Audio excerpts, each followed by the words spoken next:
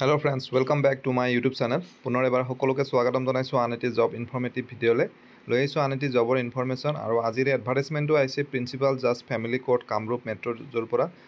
দুটা পাৰ্মানেণ্ট পদৰ বাবে তেওঁলোকে আবেদন বিচাৰিছে গতিকে পলম নকৰি আমি এডভাৰটাইজমেণ্টখন চাইছোঁ এইখন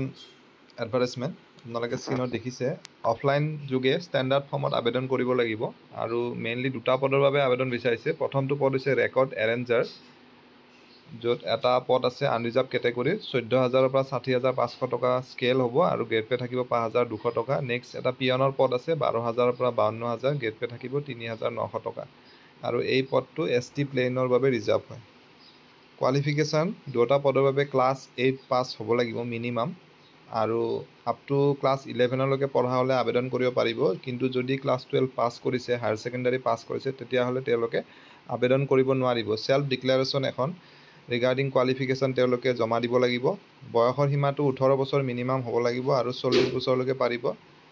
এজৰ আপাৰ এজৰ ৰিলেক্সেশ্যন থাকিব as per government rules selection প্ৰচিডিউৰৰ প্ৰথম ষ্টেজত ৰিটেন টেষ্ট এটা হ'ব তাৰপাছত তাত কোৱালিফাই কৰাসকলে ভাইভা ইণ্টাৰভিউ দিব পাৰিব আৰু আবেদন কৰাৰ কথাটো অলৰেডি ক'লোৱে মই অফলাইন যোগে standard form of application Assam গেজেটত তাত আবেদন কৰিব লাগিব আৰু এড্ৰেছটো দিয়া আছে ক'ত পঠাব লাগিব প্ৰিন্সিপাল জাজ family court Kamrup metro' Nijyoti building BK Kakoti road Ulubari Guwahati আৰু গৈ পোৱা লাষ্ট ডেট হ'ল 30 জুন তাৰ আগতে এপ্লিকেশ্যনখন গৈ পাব লাগিব এটা কণ্ডিশ্যন হ'ল এজন কেণ্ডিডেটে এটা পোষ্টতহে আবেদন কৰিব পাৰিব দুটাত আবেদন কৰিলে তাৰ কেণ্ডিডেটছৰ ৰিজেক্ট কৰা হ'ব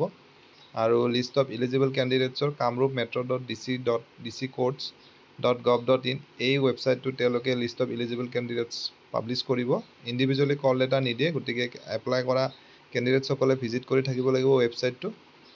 গতিকে আশা কৰিছোঁ ভিডিঅ'টিৰ জৰিয়তে এজন হ'লেও কেণ্ডিডেট উপকৃত হ'ব পুনৰ এটা নতুন ভিডিঅ'ত লগ পাম ধন্যবাদ